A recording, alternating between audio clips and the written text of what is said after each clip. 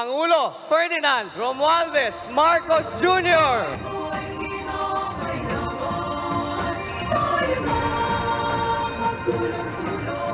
Parang mahirap makapaniwala na nandito na naman tayo sa kampanya.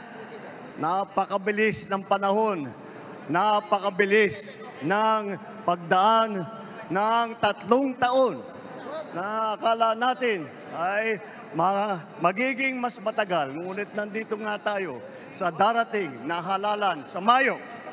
At sinimulan po natin ang aming national campaign kagaya ng dati dito po sa ating minamahal na lalawigan ng Ilocos Norte. Andito po ang aming ipinagmamalaki na mga kandidato para sa Senado. Ngunit, bagamat nakatuon ang pansin natin sa ating mga kandidato para sa Senado, huwag po natin kaligtaan ang halos 18,200 na local executive na ating ihahalal sa Mayo. Nabanggit ko po ito dahil may pagmamalaki ng alyansa na kami lang ang may kumpletong ticket mula sa senador hanggang sa sangguniang bayan ng pinakamaliit na bayan ng buong Pilipinas. At hindi pangkaraniwan ang mga aming kandidato.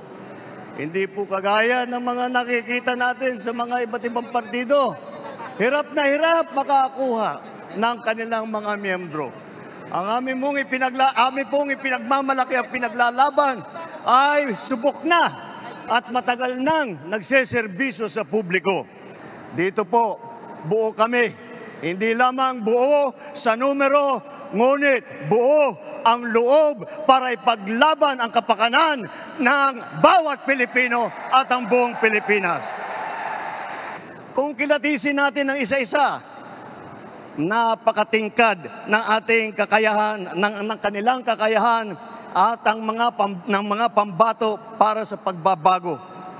At kapag pinagsama kagaya nito na nangyari dito sa alyansa, ay lalong nakaka-impress ang kanilang pinagsamang lakas at galing.